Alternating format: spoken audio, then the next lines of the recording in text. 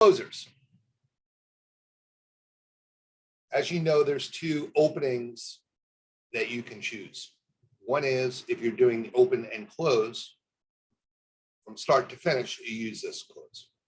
If you're taking a transfer, you use this close. So for today's purposes, because you already went through the opening training, I assume you know how to do the opening side of this. So today we're going to concentrate on taking a transfer and continuing the script forward. So if you get a transfer, hi, thank you for your patience. My name is David. I understand you're interested in learning more about solar energy, and if it makes sense, possibly switching to it. Is that correct? Great. My job is to see if you qualify. Then we'll create a professional, no cost, no obligation proposal for you. It's going to show you exactly how much you can save or even earn by going solar. Does that sound fair? Great. Now this call may be recorded for training compliance purposes. So the first step is to see if you qualify by asking you some very simple questions. Now I know the other agent already asked you this, but do you own the property or do you rent it? You own it. Okay. And what type of home do you live in? Is it a single family residence, townhouse, condo, manufactured home, or mobile home?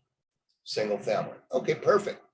What's your average monthly electric bill if you took a 12-month average, knowing that in the summertime it may be higher than in the winter? About $185. Okay. And who's your utility company? Who do you pay your electric bill to? FP&L. Okay. Now, what does it say? Jen, what does this say? Stand up and get out of your Get out chair. of your chair, right? Yep.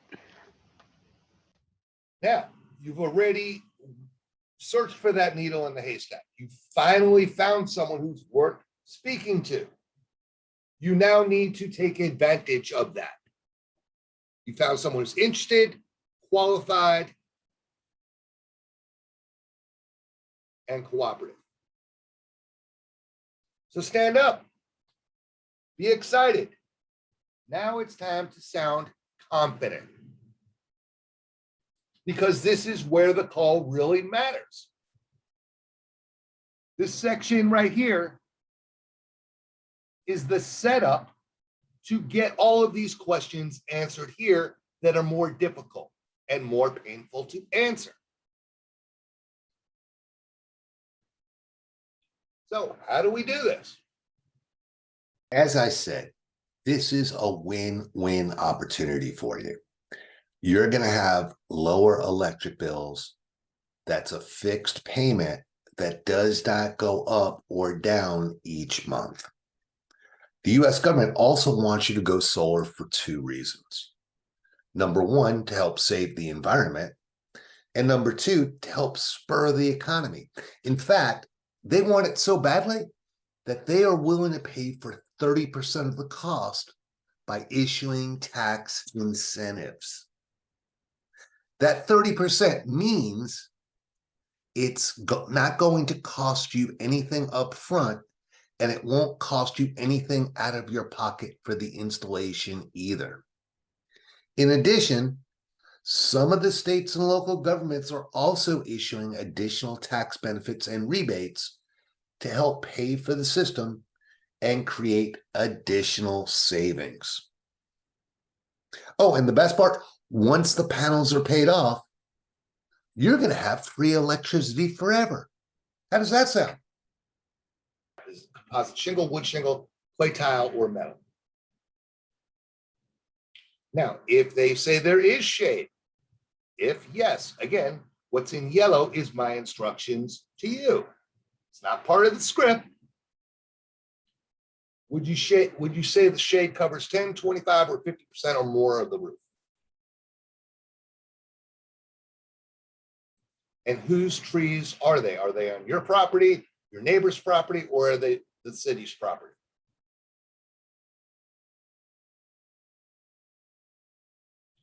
Right. What type of roof do you have? Blah, blah, blah, blah, blah. Is it pitched, or is it tilted, or is it relatively flat? Okay, we got the easy questions out of the way. We're setting up for the harder questions. We're conditioning them to say yes, to answer our questions. Now, the government incentives that I mentioned earlier are based off your combined taxable income and which tax bracket you're in. We also want to figure out what additional options are available to you and to make sure you qualify and not waste your time and continue. Fair enough? Ballpark figure. What is your combined household taxable income? By instructions, wait. Do not say another word until they answer one way or another. Whatever you do, for God's sakes, don't throw a number out there. Silent. Be silent. Wait for an answer.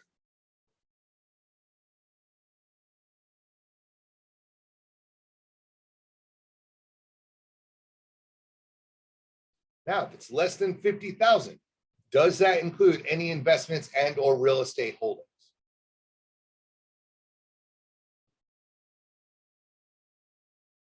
The answer is no. Okay, if you add up all your investments and real estate holdings and added it to combined household taxable income, how much would it be?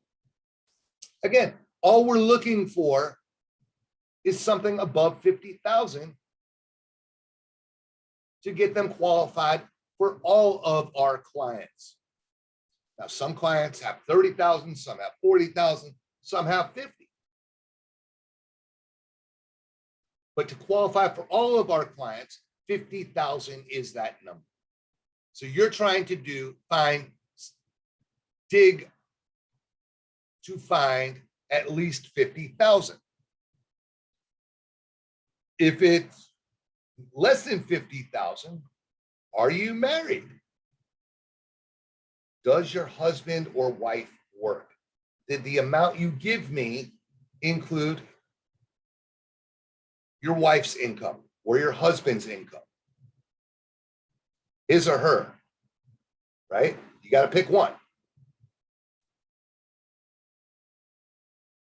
If not, how much does your wife make? I just have to ask you about whether or not you have any credit issues, bankruptcies, foreclosures, any late payments, anything like that in the last couple of years. Tell you. You seem to be the perfect. Now, if they have a bankruptcy, I'm sorry, you're not going to qualify. Because I don't care what program it is. If they have bankruptcy, it's a disqualifier in the last 5 years. If they don't have a bankruptcy, you seem to be the perfect candidate for this program and take advantage of all the state and federal incentives to go solar. Because and discuss your roof, its condition, and shading.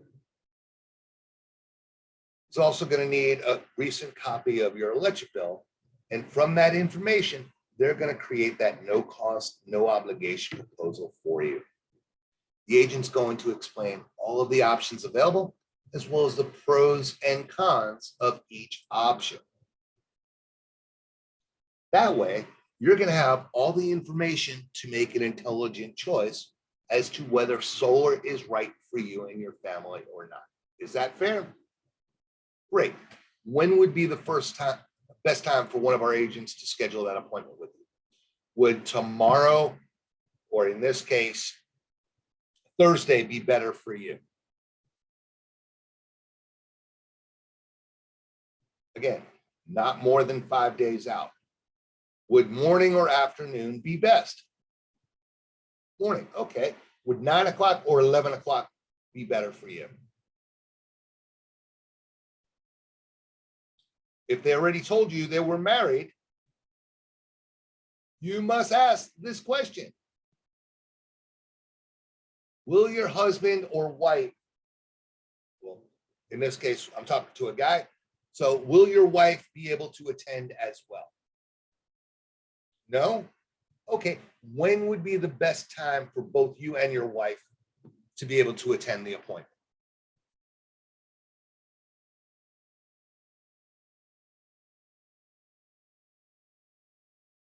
If they give you any static, or they say something like, oh, I'm the one that makes the decisions, you have a built-in rebuttal right here. All right, so let's check your contact information. What's your first and last name? Can you spell that phonetically? A is in alpha, B is in Bravo, C is in Charlie, etc. And what's your wife's name? Can you spell that out as well? What is the address of the home? Read it back to them. I have 123 Oak Street. O is in Oscar, A is in Apple, K is in Kite Street. Is that correct? And your zip code is 33410. Is that correct? All right. Prior to the call, the agents will want to send you some information as well as send you a reminder for the appointment. What is your email, please? Great. Either myself or someone in my office will be calling you back in the next 15, 20 minutes and confirm the appointment. Please take the call when it comes. Would that be okay? Excellent. Thank you so much. And we'll be calling you back shortly to confirm.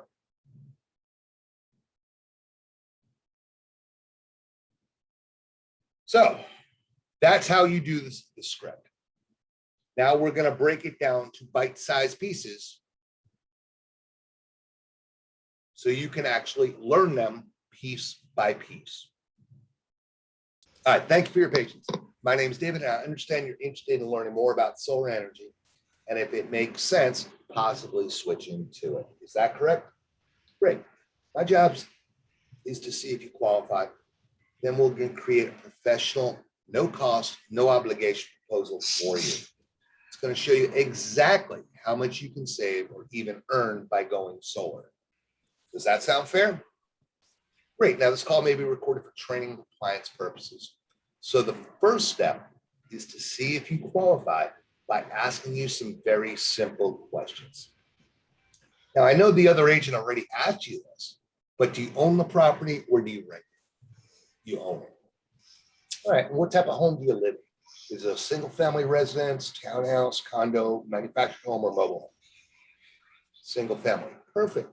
And what is your average monthly electric bill if you took a 12-month average, knowing in the summer it may be higher than in the winter? About $185. All right, who's your utility company? Who do you pay your electric bill? FP&L. All right. As I said, this is a win-win opportunity for you. You're going to have lower electric bills. That's a fixed payment that does not go up or down each month. The US government also wants you to go solar for two reasons. Number one, to help save the environment. And number two, to help spur the economy. In fact, they want it so badly that they are willing to pay for 30% of the cost by issuing tax incentives. That 30% means it's not going to cost you anything up front, and it won't cost you anything out of your pocket for the installation either. In addition, some of the states and local governments are also issuing additional tax benefits and rebates to help pay for the system and create additional savings. Oh, and the best part, once the panels are paid off, you're going to have free electricity forever. How does that sound? Awesome.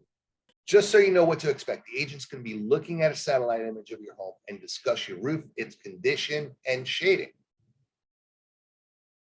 You're also going to need a recent copy of an electric bill. And from that information, they're going to create that no cost, no obligation proposal for you. The agent's also going to explain all the options available to you, as well as the pros and cons of each option. That way, you're going to have all the information to make an intelligent choice as to whether solar is right for you and your family or not. Is that fair? Great. When would be the best time for our agents to confirm the appointment with you? Would tomorrow or Thursday be best for you? Thursday. Okay. Morning or afternoon be best? Morning. 9 o'clock or 11 a.m.? 11. All right. Now, will your wife be able to attend as well? No?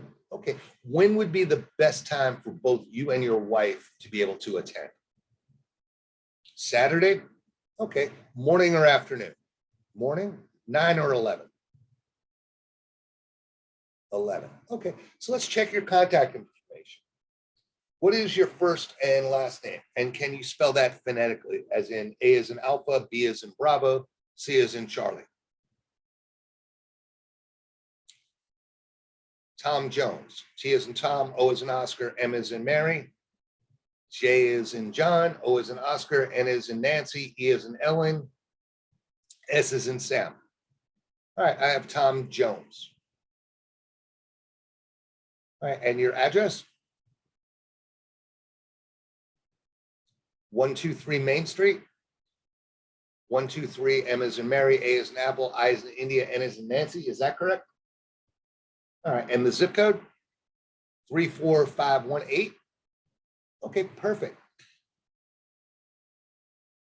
Now, we'd like to call you back and remind you of the appointment. We don't want to waste your time or the agent's. What is an alternative phone number, please?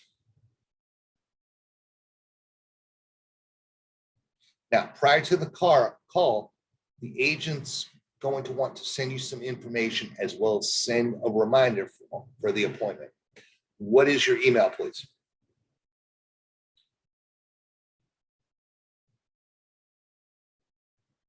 TomJones123@gmail.com. Just like your name, 123, right?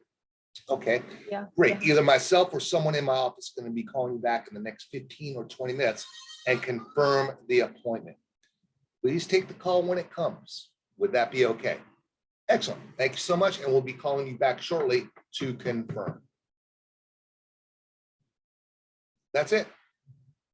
So break it down into 4 parts and learn to master each part. Try to sing the song just like I sang the song. All right, guys. So one of the things that stands out to me is that we're not taking advantage of our opportunities. If you guys remember all through training, you're working really hard to find that interested cooperative person who meets all 3 pre-qualifications and that they are now worth your time to speak to. And you know how hard these opportunities come along. It's basically like finding a needle in a haystack. And once you find that needle, you work so hard to get there, you've got to do everything in your power to take advantage of that opportunity.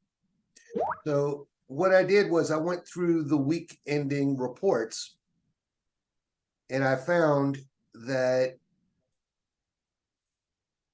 all the calls over 90 seconds. All right, that's not a problem. What is a problem is the calls that go over 200 seconds that you're not closing. So you guys had 20 calls over 200 seconds long.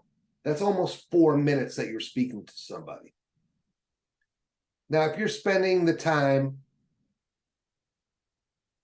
if you're talking to somebody for over 200 seconds or 4 minutes, you have an 85% chance of closing those deals. And the only reason you're not closing them, well, actually, there's 2 reasons. Either you're letting the customer control the conversation,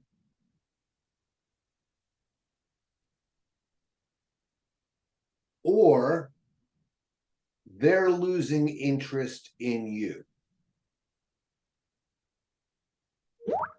I'll say that again. Either you're letting the customers control the conversation, or they had interest and probably still do, but they just weren't interested in speaking to you any longer. And if you go back to the training, the science behind this is we got to fight for 15 seconds at a time. Right? We're not trying to complete the script. We're trying to fight for the customer's attention at 15-second segments. So you get through the first 15, you're fighting for the next 15. You get through the next 15, you're fighting for the next 15, and so on and so on. It's only when you get past that 2-minute, 3-minute barrier that it really starts getting critical. And you cannot afford to lose their attention. So we say, stand up when you get to section 2. We're asking you to stand up because, number one, you sound more confident, you sound more energetic.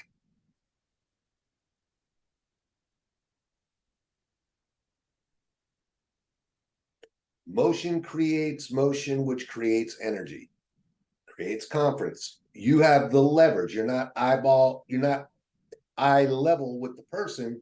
You're actually looking down at the person because you're imagining your computer screen to be that person. One of the things I'm noticing is that many of you are still in the habit of reading the script off of a computer screen and not having the hard copy of the script in your head. It is impossible to pitch from the computer screen and maintain control of the conversation, because someone is going to invariably interrupt you with a question, comment, or a concern.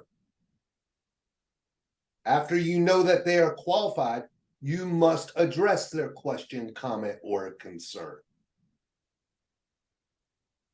And then immediately go back to where you left off in the script. Well, if you're reading it off a computer screen and you're jumping around the script on a computer screen, you have no idea where you left off. You have to actually find it. So that creates two different scenarios. Either there's awkward silence while you find your place, or you are subconsciously talking where the customer can actually hear you, where you're just like, hang on a second, let me find it. Neither one of those scenarios is good. So to avoid that, if you have the hard copy of the script in your hand, you're marking off where you're at in the script, where you left off. So you know immediately where to go without missing a beat. Let's see where you're at. You're here, right? You have all these calls. Yes, sir. That are over 90 seconds long. Callback. You spoke to somebody for 352 seconds. That's almost 6 minutes. What do you think you can possibly say on the next call that you weren't able to say on this call? Actually went too far with the customer, but at last they just hang up, or they said we are not interested at this time. Okay, They so are they busy. hung up on you, or they said they were not interested, right? Right. Okay. So that is exactly my point.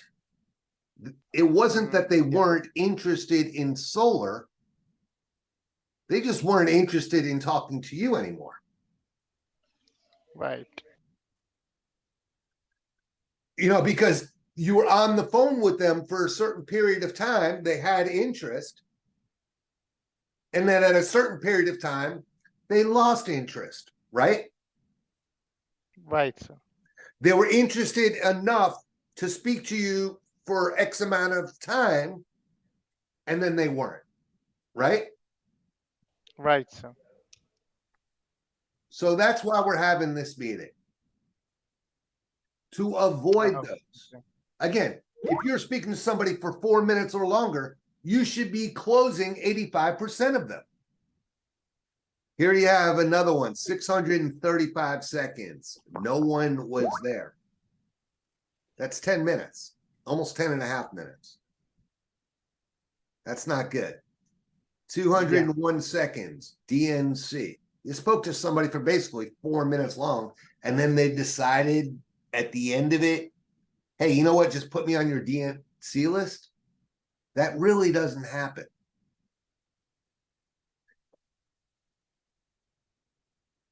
Again, we have callbacks.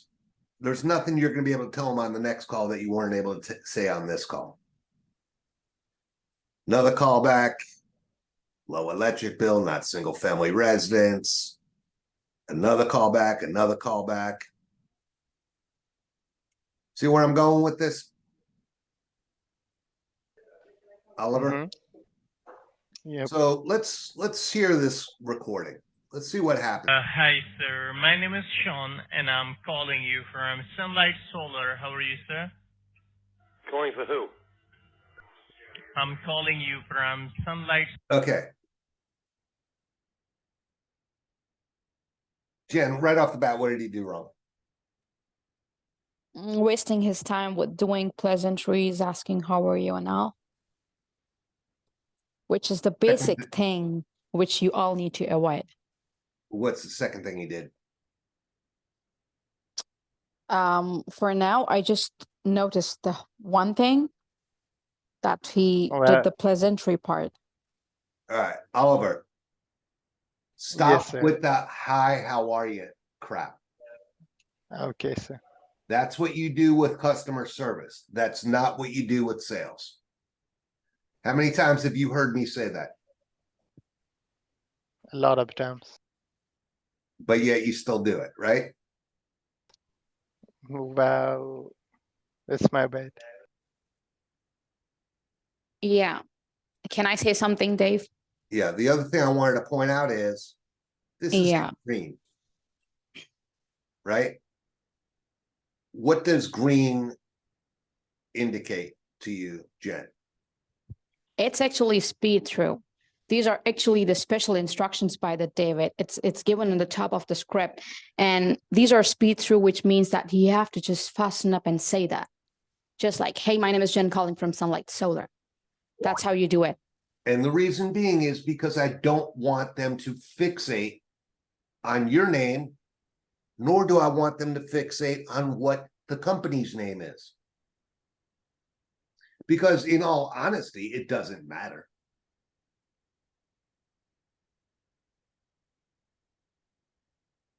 All right, so let's hear it from the beginning and see what happens. Hello. Yes. Hi, sir. My name is Sean, and I'm calling you from Sunlight Solar. How are you, sir?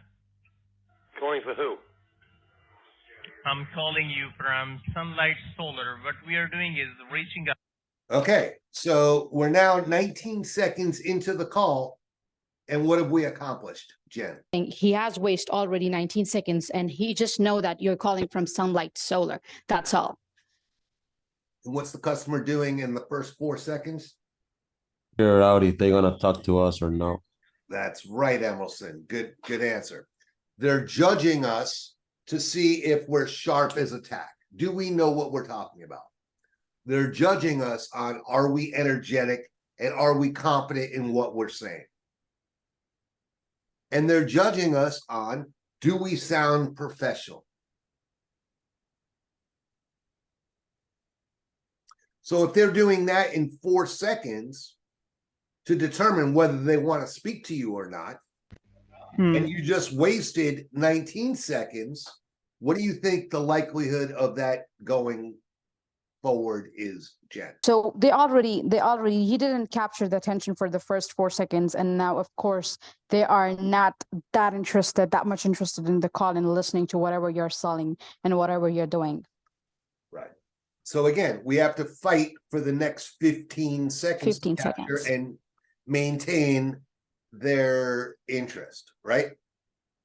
Right. So let's see what happens. Out to the homeowners to provide them free quotations about solar panels, like how they can get the solar panel, reduce their electric bills, and increase their home value as well. So I do believe I'm speaking with the homeowner. Is that true, sir? Okay. We're now 34 seconds into the call, and we got quite a laundry list of things that are already going wrong. Right, Jen? But who are you? Sean, sir, Sean Smith from Sunlight Solar, as I mentioned earlier, sir. Oh, so Why would you give him a last name? And Sean Smith is just a ridiculous name to give to begin with. You just lost your credibility, my friend. solar, okay. Your Well, listen accent to what he covered up said. some of those words, and I could. Earlier, sir. Oh, solar, okay. Your accent covered up some of those words, and I could. Forgive me. Uh-huh. And sir, also, your voice is very low. I can hear you clearly. So, Well, Okay, so we're now a minute into this recording, and yet you don't know why you're even speaking to the guy. Is he worth your time? You didn't ask whether he owned the home or not, the way it's written, because you're making up your own script. The customer has no context of what you're talking about or why. You're not sounding like you're sharp as a tack. You lost your credibility when you gave the last name Smith.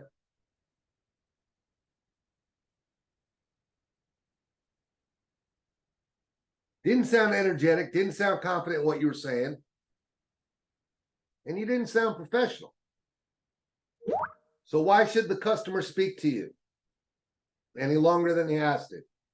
This is what this kind of stuff drives me absolutely batshit crazy. I'm just going to talk to you regular. I'm not going to pull any punches. I'm not going to be polite. But this shit drives me batshit crazy. Makes me want to pull my hair out when agents go off the reservation and do whatever it is they want to do. so what would you like? sir, are you the homeowner? Yes. And what type of home do you live in? Is it a single family residence, townhouse, condo, manufactured home? Single family. Okay. And sir, what is your average electric monthly bill? If you took a 12-month average, knowing in the summer it may be higher in the winter, right? Okay. You must word it exactly how it's written. Because you mixed it up the way you did, you just lost credibility.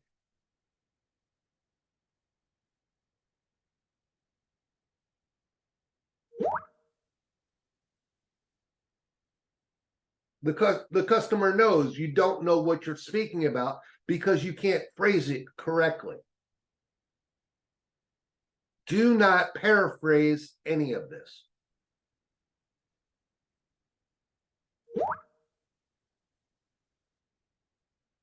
It's written that way for a reason. Nah, it's about $100 either around. Okay. And sir, who do you pay the electric bill? Like, who is your utility company? With a Noguchi. Mm-hmm. Okay. Sir, to help spur the economy, the federal government want at least 10% of all the homes in the U.S. to be on solar power in the next few years. So if you think about it, it's a pretty big undertaking. So to make this happen for a limited time, they're helping homeowners by paying for 30% of the cost by issuing tax incentives. And with the program, you are able to drastically reduce or even eliminate your electric bill completely. Sounds pretty good, right? I don't know. I'm Mhm. listening. Okay, so to show you how this works and to make the number easier to understand, let's say your electric bill was $200 a month and the cost of the solar panel was only 100. So you'd be saving $100 a month, right? I'm listening. Come on. Keep explaining whatever you're talking about. Okay, so to recap, it's not going to cost you anything. So Jen, what do you think so far? So the biggest mistake he did here was making it up to his own side, which he did in the beginning, right? Explaining it in his own way. And then he don't have an idea what he's talking about because he missed the main part. It's a win-win opportunity. And my job here is not to sell you anything, those 2 paragraphs. So the customer don't know what he's talking about. He didn't explain it well.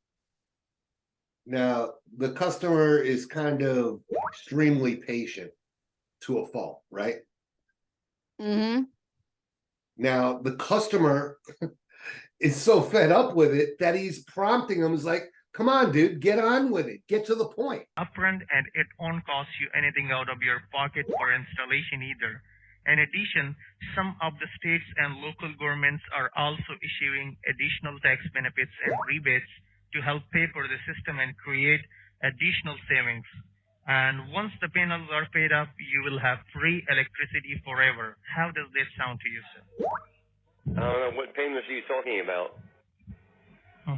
It's about solar panels, sir. Oh my God. First of all, is he standing up, Jen? Yeah, but what payments? What am I paying? Why? Sir, like, I have a few more qualifying questions. Are there any large trees? Okay, he just asked you a question. You got to answer his question. Can't just blow him off because you know he's pre-qualified. So you got to take your time and explain it to him, answer his questions, comments, or concerns, and then go back to where you left off with the customer. Sir, at this point, you just mentioned earlier that we don't have to listen to the customer. Until you miss the key point here, Oliver, until you find out that they are pre-qualified and now they are worth your time. Let's go back to my instructions. You find out that they are pre-qualified. What does this say? And I'll make it larger for you. What does that say, Oliver?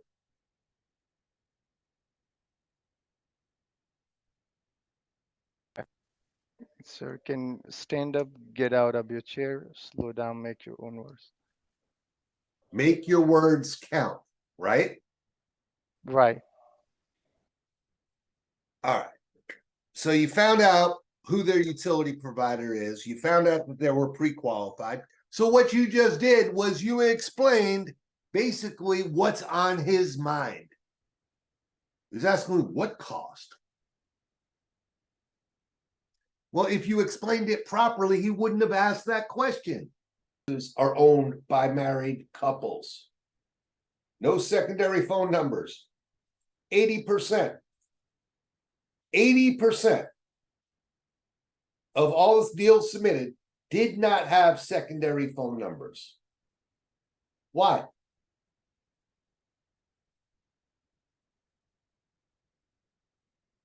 Because either you weren't demanding it, or they didn't want to give it to you because you didn't have trust with them. You lost your credibility.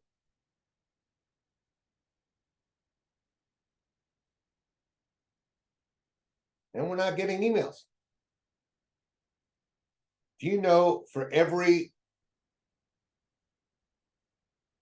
one of these three categories.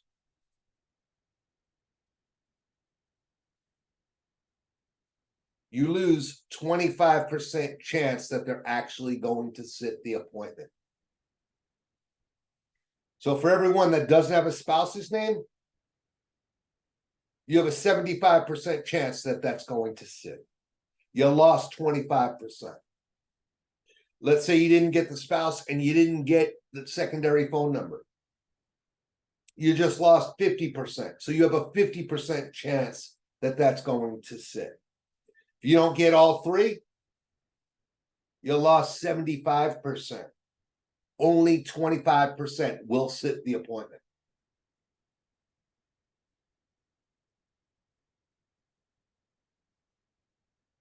The husband or the wife does not show up to the appointment. That's going to get refunded, and we're going to have to set that appointment again a second time, creating more work, time, and energy. If we can't get a hold of them on the confirmation call, we can't set that appointment. We can't. Got to follow the script. You got to control the conversation. More importantly, you got to know your rebuttals backwards and forwards. Now, I'd like to spend some more time listening to recordings, but this one call had a lot of legs to it. We had to spend a lot of time, and it illustrated what many of you are doing wrong.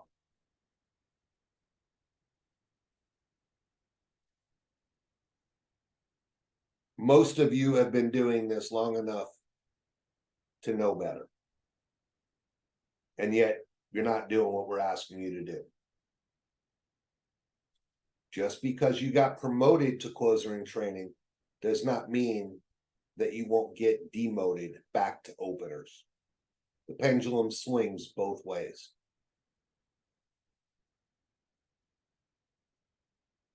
I will not stand for someone who's not going to follow my script. All right, guys. Take a break. When you guys come back, do a quick internal meeting yourselves. And then when you're ready, log back in. All right. Thank you, everybody.